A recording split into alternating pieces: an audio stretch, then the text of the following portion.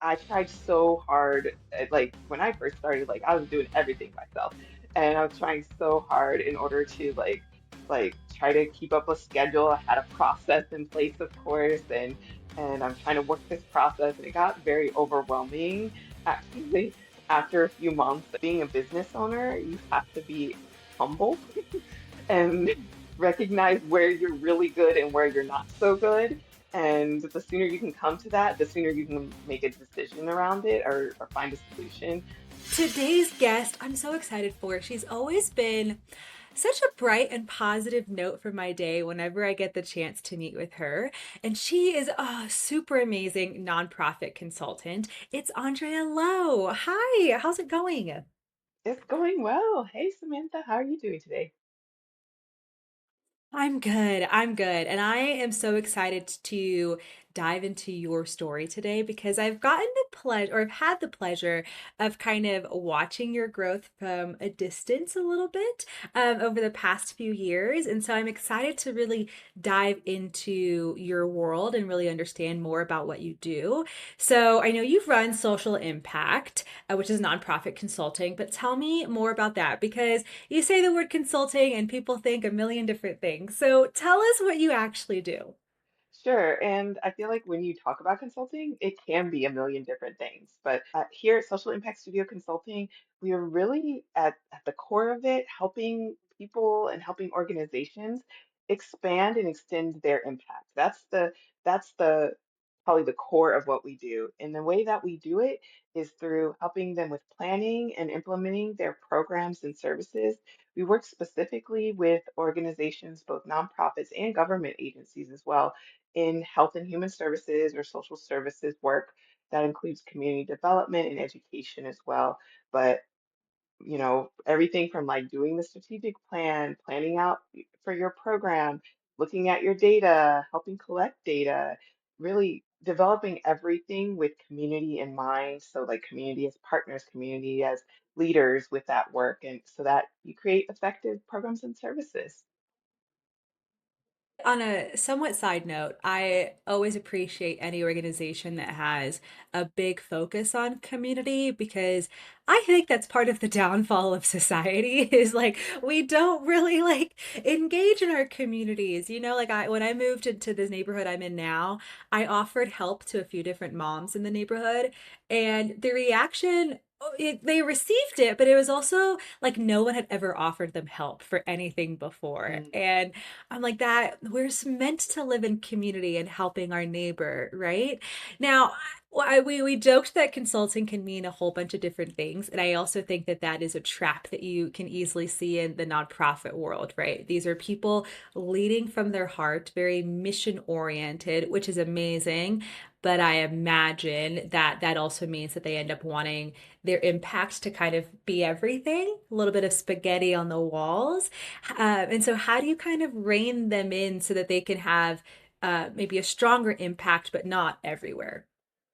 Well, starting with what you love to do, like I think people sometimes they forget to even just kind of center themselves in the work. Like, what do you love to do and what are you really good at?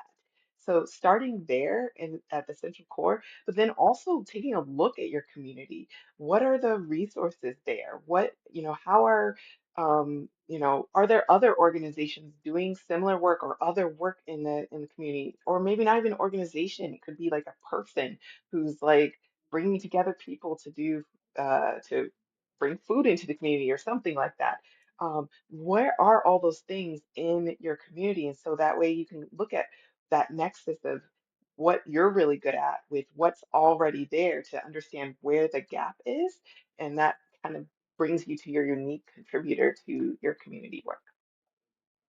Now, that's such like an applicable theory for business. I know we're kind of going off our script a little bit, but what you're saying is intriguing because what you're describing is like seeing what the market needs and then responding to the market and filling the gap. And if we bring it back to the consulting world, that's a super saturated industry, right? And I'm sure you've also felt like there's so many nonprofit consultants. I think you're also part of a mastermind specifically for nonprofit consultants. So then how do you then for yourself and for social impact impact like differentiate and say, like, this is what's unique about how we approach working with nonprofits? I think for us, it's really, again, it gets back to like how we work, bringing our own background and experiences to the table. And then also, what I think is really great about being a smaller consulting firm, and there are a ton of small consulting firms out there, is the opportunity to collaborate with other consulting firms. So, like that way, we're all bringing our best gifts together to create a really great uh, team in response to an organization's needs. So sometimes we're doing things on our own just within Social Impact Studio Consulting, but like a lot of times also we're working with other organizations, other consultants in a collaborative sense to really fill out a team for an organization as well. Ooh, collaboration over competition. I think that that's a tough thing for some people to really get on board with. But I want to pick, you mentioned something of like the uniqueness of your background, right? And kind of pulling on that when you're working with clients. And you have a cool background where you came from quite a bit of government work, right? Can you tell our listeners what you did before your consulting firm?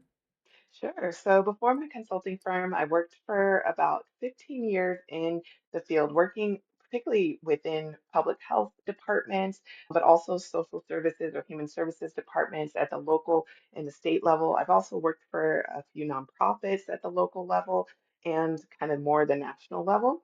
And with that work, I was doing strategic planning. I was doing a lot of policy and advocacy work, a lot of program implementation as well and constituent services work as well. Probably my most recent job before starting my consulting firm, I was working in the Midwest in Nebraska for their Department of Health and Human Services. I almost wanted to move to Nebraska. But now with that, and I'm going to speak a little bit ignorantly, to maybe how some things operate when you do have like a government-based role. But I'm assuming that there's some things that are quite rigid, right? And there's so much paperwork and it's so process oriented sometimes. And when you become an entrepreneur, you can't do that. You can't operate like that. You have to be much more nimble and flexible. So, were there bad habits from your government work that you had to try to break when you became an entrepreneur? Or like how did one influence the other? Um, that's a great question. So I don't know if I would call it bad habits, but I think very much like working in government work, there is a process for pretty much everything. It's rare to find, okay, now I've got to create a process for that, unless it's a completely new program, completely new service, that kind of thing. And then the first thing you're doing is creating a process for it. So I feel like in government, there's generally like one right way to do things. Myself though, like I I don't necessarily felt I even when I worked in government and in nonprofits as well, like I didn't really necessarily feel that way. I was always like, okay, yes, this is the process and I'll follow the process, but I might do some little extras to move things along a little bit faster. And so that was always Mm. important for me to do. And so I feel like I've carried that piece over to my consulting work and to my entrepreneurial work. But I think there's still also a level of the like need for process and the need for systematizing things that I bring over as well that can be really helpful, but also kind of hard because now I'm actually creating all those systems and all those processes from scratch as opposed to like them just being there and existing and you're just learning them. Yeah, you're like, where is my custom library of SOPs? Why does it not already exist for my business, right? But I do see how that could be very beneficial, right? We definitely have, like, I know some clients who are very much ping pong balls and like they're always changing what they're doing. And so if you are already coming into your work knowing that you need some structure and having like a respect for structure and process, I could see how that might accelerate other parts of your business. And so with that, do you feel like you really like you leaned into your previous network of like whoever you had met from your government work? Did you lean into that when you first started your business, or was it kind of building your network and your client base from scratch? It was a little bit of both. So, I actually, when I started my business, I was actually moving. I live in Pennsylvania now, so I moved from Nebraska to Pennsylvania, and that kind of started my impetus for starting the business. So, I had my existing networks from Nebraska, but then also other states because I moved all around the United States. And so I was able to share with them about the start of my consulting work and leverage them. But then also being new to Pennsylvania and to kind of the area that I'm in, I started building new networks as well that I needed to do in order to like just get established here within the Commonwealth. I was able to connect and find other consultants, particularly like public health consultants, many of whom just sat with me like I mean for like multiple hours over the course of months just to help me learn the business, help me learn what do I need to think about when I'm getting started, pricing, all sorts of things that you questions that you have when you're getting started. And it's just been fantastic. I appreciate them so much. And I've been able to, at this point, start to pay that forward to newer consultants as well. And that's been great. Wow, it sounds like then collaboration over competition was something very natural in your world, that it wasn't something where you had to not fight for, but like work harder to find. It just kind of happened for you. Is that true? I would say yes. I mean, is there a level of competition? Yes, because there's, other strategic planning consultants, other folks who do very similar work. But I think there's a feeling of collaboration because we are smaller. Some of us one person, two-person shops. We know that we need to extend our bandwidth sometimes, and just being able to be friendly and connect with folks and leverage those relationships are really key. And then everyone kind of does things a different way. So even though, like, I feel like if you met one strategic planner or one data analyst or whatever, you met one one of them. Because everyone does it so differently that depending on the unique flavor that an organization needs is kind of who they should go for. So there's a level of both involved, and recognizing that I Yeah. think is important.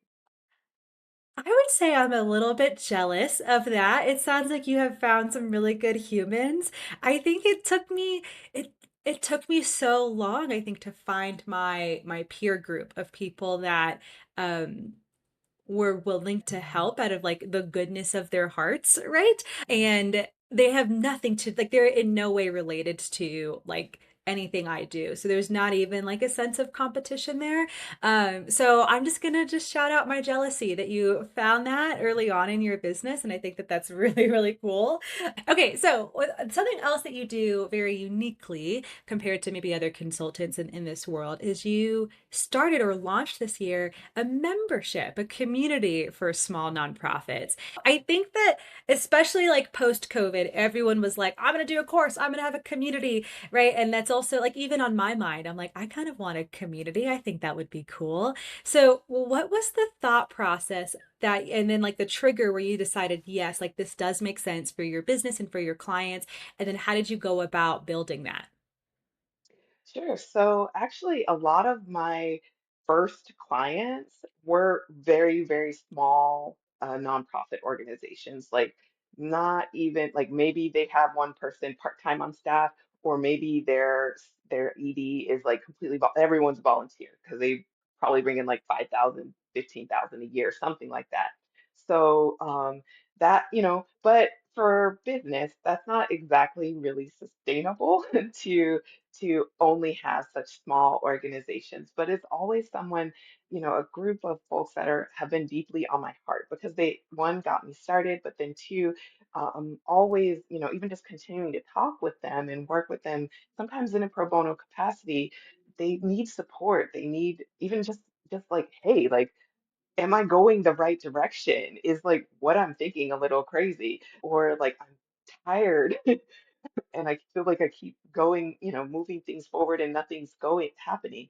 So pulling all that together, talking to other nonprofit organizations who are saying, I've got the strategic plan, I paid for it, I don't know how to implement it, or like I have questions about this, those kind of things. I just kind of thought, okay, wow, a membership community could be a great way to be able to provide this ongoing support. So it's a subscription service. They're joining this platform, they're able to connect with each other, build community among other peers who are going through the exact same thing that they are. But then they also have access to us, to myself and my team. We have monthly office hours. And then also we're constantly in the platform answering questions. We're updating resources. We're kind of tailoring, we're creating new resources, but also modifying or or making recommendations on existing resources that are out there, saying here's what you could do if you're a small nonprofit. Like here, this seems great, like really big, but like here's how to make it a little bit smaller, a little bit more understanding, because we know they're busy. Taking the time to figure out how to modify something is gonna take a lot of time. Here you go. Here's something that you can just implement today.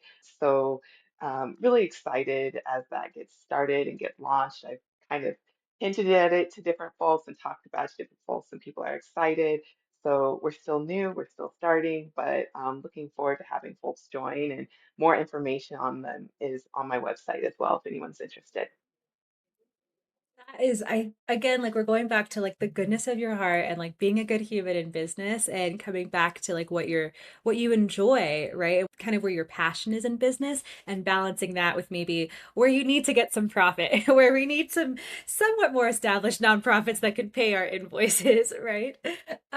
Okay, and so far in the journey, it sounds like I mean you've got this very wonderful story where you were able to tap into a network to get your business going. You were pretty clear on like certain structures that you needed to have in your business, and you had some good habits that followed you. And you also then had some great people that you're able to connect with through your community to mentor you along. So if I can poke at some vulnerabilities here, were there any kind of fail forward moments or moments that were a bit challenging to figure out how to solve in your business and were not just like an overnight like problem one day but solution popped up in your dreams and you solved it the next day kind of moments? Oh, that is a great question. Before I get to that, I did want to jump back to the membership community because I realized I forgot a very important point. It is low cost. Yeah. Well, right now, it's only like $30 a month. The whole key is to keep it affordable for either individuals or small organizations. So just wanted to note that as well.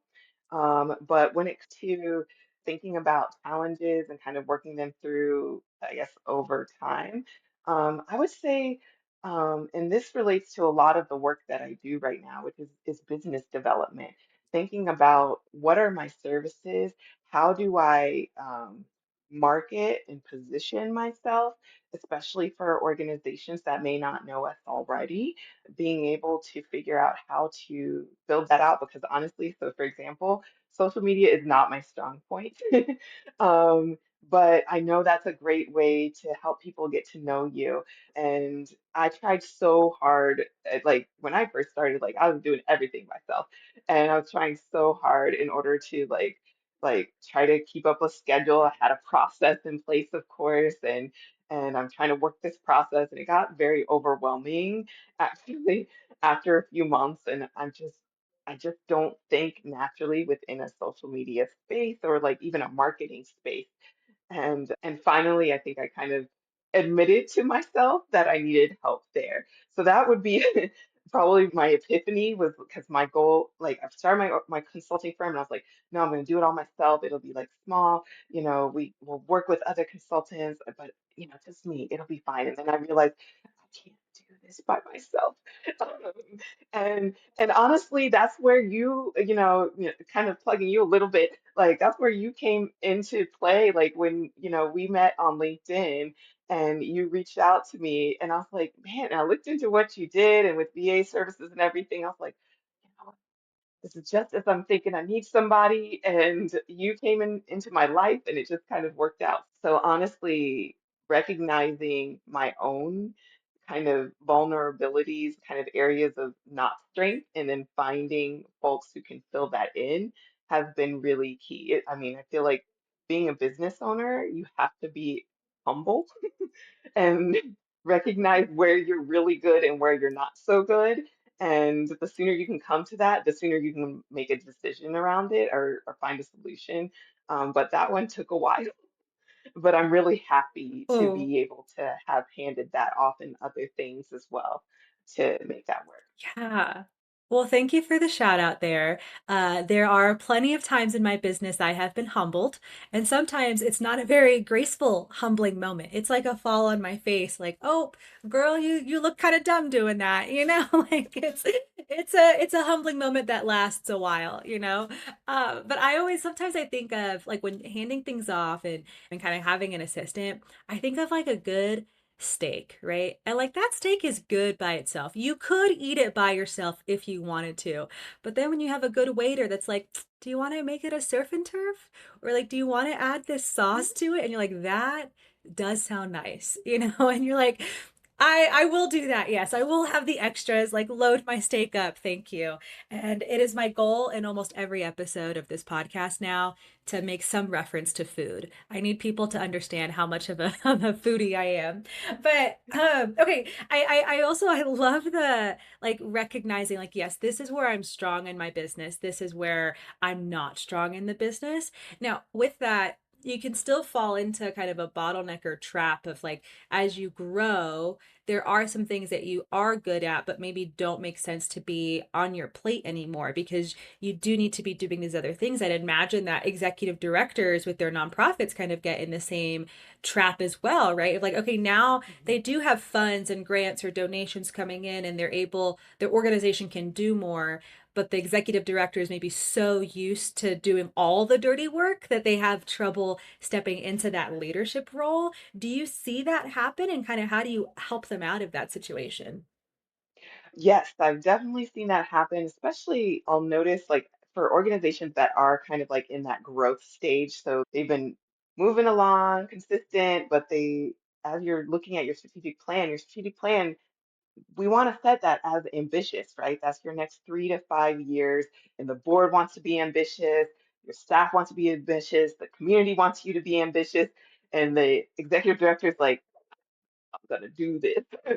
Um, and so sometimes it's like a matter of talking, okay, okay, yeah, this is ambitious. Yes, that's the goal. One, don't fault yourself if you don't complete all the things in the strategic plan. Like, I feel like that's the number one thing that I'm telling people. I'm like, it's okay if you don't get an A plus because I feel like we're so used to if we're setting out, we're going to do something and everything's going to be perfect and we're going to, check off all the check boxes. That's okay. Like if you only get like 50% of it, that's okay. Like these things are created in a certain place and time and they do need to be reevaluated. Environments change all the time. Financial, political, social environment always changes. So it might need to change with you and that's okay. But then I also talk to them about like how can you share this load? Where can your board members come in and do some of this work? If you have volunteers, or maybe you need to start up volunteer program, can they come in? Interns, your staff, if you have those folks, or your community members that can support it, or other community-based organizations.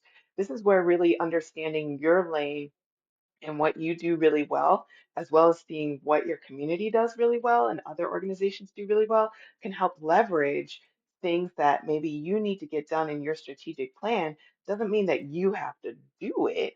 Others around you can do the work and you can check it off as well. And it just be something that's a goal that you want to see within your community. So, a lot of conversations about that and helping people feel comfortable with I guess, progress, even if progress doesn't equal 100% completion. You are triggering all of the like high performing A student like inner child in me right now. That's like, what do you mean don't get an A plus?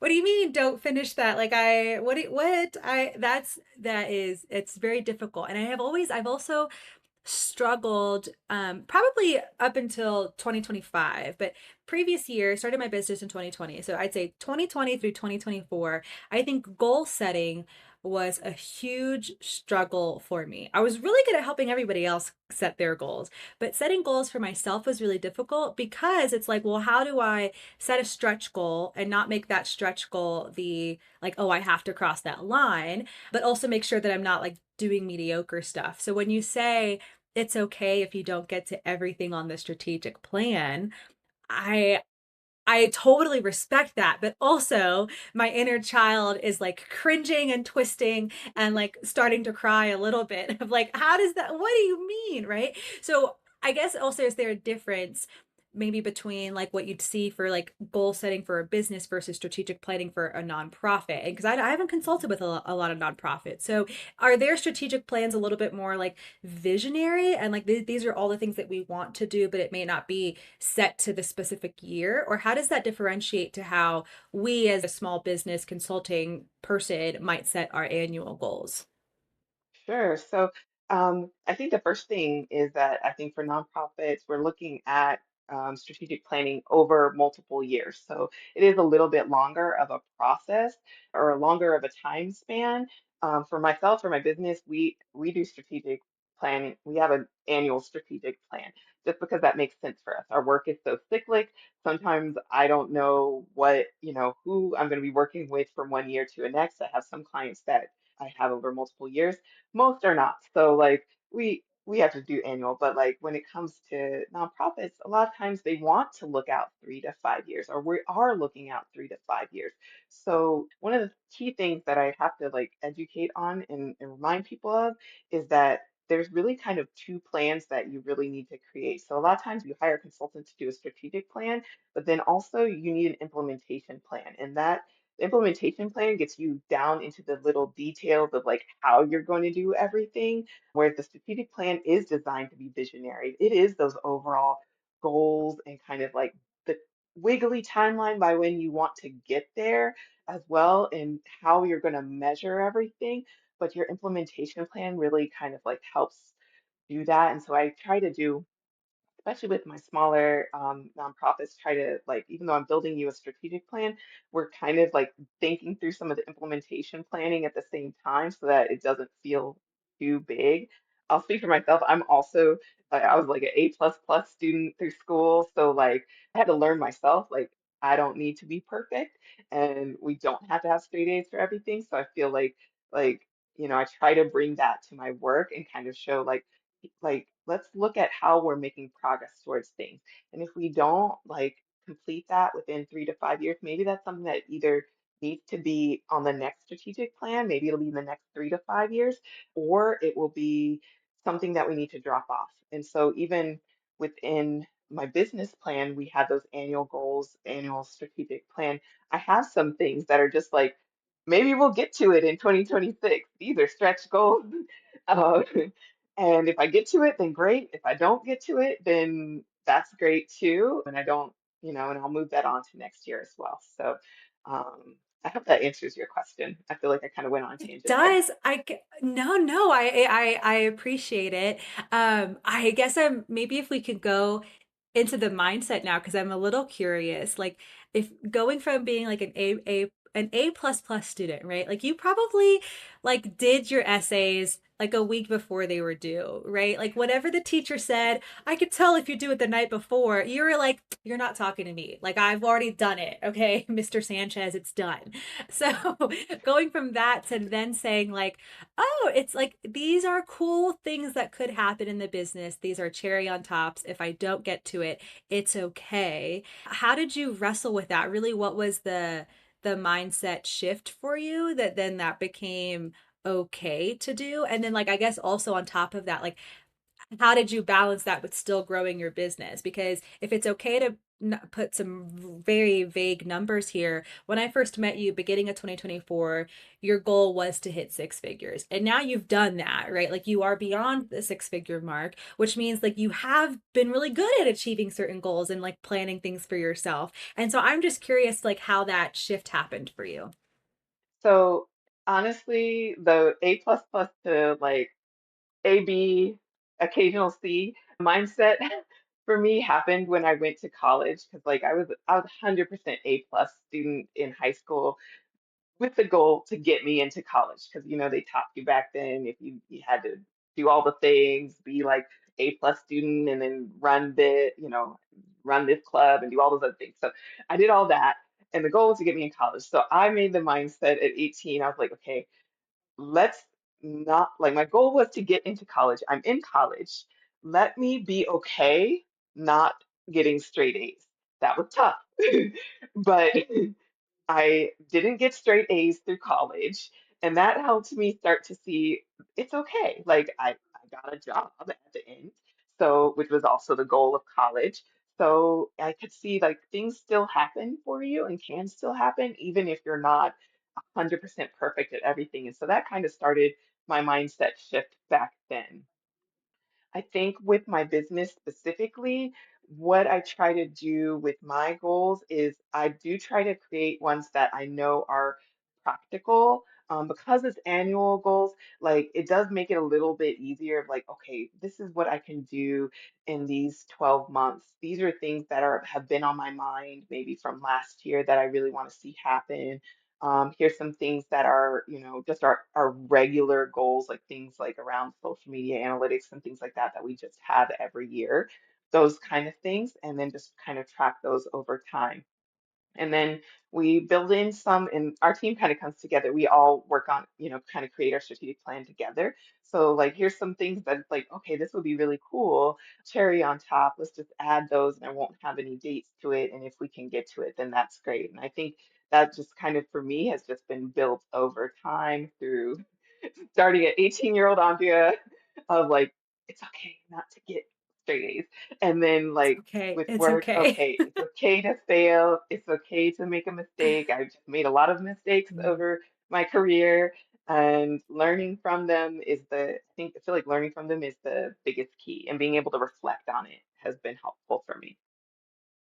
Oh, I appreciate that. I shout out to your 18-year-old self and like the journey you started then. I think for me personally, there was two things that really stood out when I was starting to maybe adjust how I showed up in business. And one was hearing that, why you see men succeed more often than women is because women tend to try to make everything perfect before they launch something or before they go after it. And I was like, okay, like you have to have the Nike mindset of like just do it. And it's okay if you fail. And it's okay if that failure is public, like you will learn something. So I appreciate in your story that you put an emphasis on I failed, but like how can I learn? Right? Like what's how do I apply this next? And also I might be totally wrong, but I think this is a Bill Gates quote. Some rich famous guy said it. That's all I know. But the quote was like, we tend to overestimate what we can do in a year and underestimate what we can do in 5 years. And it sounds like you came in with a very practical approach in your business of like you understood what you could accomplish in a year. Was that a little bit of like just from like your work history and your career and just seeing how long certain things take or how nimble you could be with a process, or where did the realism for that come from? Yes, I would say yes, absolutely, because I feel like the reflection on the past year is so key to understanding the next year. So understanding what did you accomplish the previous year, what couldn't you accomplish, what were some of those intervening factors that kept things from happening. Understanding that helps you plan for the next year more effectively. Granted, when I was starting my business, I had no clue what I could accomplish within a year. So it's like some of it, like when you're starting a new thing, like it's just like it's new. So I'm just out there, I'm just guessing numbers, we'll just put this goal out there. But I know that. I know it's new. We'll find out, and at the end of the year, so we'll at the end of the year we'll find out, okay, this is actually what we accomplished within this year. Was my guess good? Was it not good? But now I know I have a better idea for a baseline for next year, and I can actually be more precise moving forward. So that's kind of how I've approached it over the years. To go back to how I introduced you at the beginning of like bright and positive, like amazingly grounded as well. It's not like oblivious positivity, but you're like, yeah, it's gonna, okay, well, let's just keep on going, guys. It's gonna be fine. Now, also, if we keep picking up or we keep picking on your school career, you also did something really cool last year, right? Where you finished your doctorate. Yeah, Congratulations. thank you. Can you tell our listeners like what you got your doctorate in and how that process went? And also, I think I'm also curious as to like why you decided to pursue that. Okay, sure. So I graduated with my doctorate in public health, specifically in health policies and leadership from Loma Linda University, which is based in California, last year. I'd actually been working on it for the previous 3 years, and my project was specifically around working with collective impact organizations or collective impact networks around organizational culture and doing a cultural analysis, really focusing on leadership there. And it was great. I've honestly, I've honestly always just wanted to get a doctorate. So there's nothing like special, like I didn't need it for my career or anything like that. I just always kind of wanted one. And it just felt like the right time to apply. However, when I applied, I did not know I was going to be moving, getting married, and then starting a business all in the same year that I was starting my doctorate degree. So I would highly suggest probably not doing all those things at the same time because that was a lot. I did it, so you can do it, but like I wouldn't suggest it purposely. But you know, I feel like it's definitely been leveraged for my business, for my clients, and for my team as well. Just having that degree and having the lessons and additional training and leadership and policy beyond my experience and expertise as well. I also just want to have a doctorate. That's the only, honestly, it's the only reason I finished my bachelor's. Because I mean, I got a bachelor's in like business and like what management and supervision. Like, who, you don't need to go to college for that. You just need to go into the workplace and like see how people do things wrong, right? Like, that's the experience or the education. But I finished my bachelor's with the sole purpose of like, one day I want to get a doctorate. So, like, we've got to finish the steps here. But I think that goes back to like how practical and grounded and how much you do reflect because life will create its own chaos, right? There was no way for you to know that all those things were going to happen in the same year.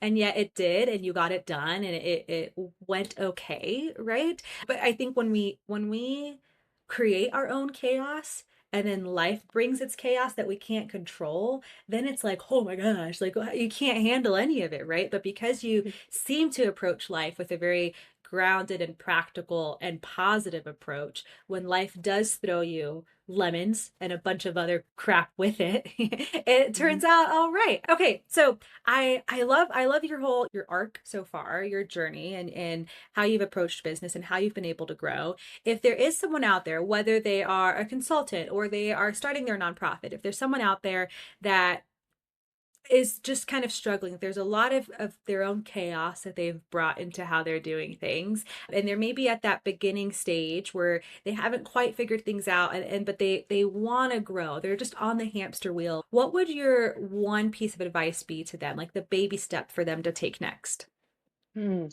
Yeah, I appreciate that. I feel like the best advice I got when I was starting was just start. And I feel like it's the hard you hear that and just like, okay, like that's not helpful at all. But it actually was like in hindsight because just taking that step in order to like whether like let's say if you wanted to start a business, just get look at what the paperwork is to start the business. Talk to the Small Business Association, SBA or SBDC in your area. Just talk to them. Build a business plan. Start thinking about maybe just one service that you could offer. If you're an individual who wants to do good in your community, just start doing good. Like you don't really have to start a nonprofit if you don't want to. You can just do some good stuff. Like start giving away food or start educating little kids or whatever it is you want to do, just start that, and then see where it goes and make different decisions as you change, as the program changes, as the needs of like creating more organizational structure changes. You can make different decisions. Like we're never stuck in the one path that we start out with. So I think just kind of reminding yourself of that, just being able to start with what the information you have right now is key so that, I feel like we all have passions on our hearts and the purpose of our lives is to implement those passions and to have them worked out in the world. So like go do it. Like the world and you and everyone will be so much better for it. Yeah. Oh, I like just go take the action and also like don't overcomplicate it if you just want to go do good in the world. Like just go be a good human. Do it. I love that. Well, thank you so much for sharing your story with us today and dropping the little bits of wisdom along the way. It's been a joy of a conversation. Oh, wonderful. Thank you for having me. I'm really glad to be here and looking forward to, more opportunities, more conversation and staying in touch too.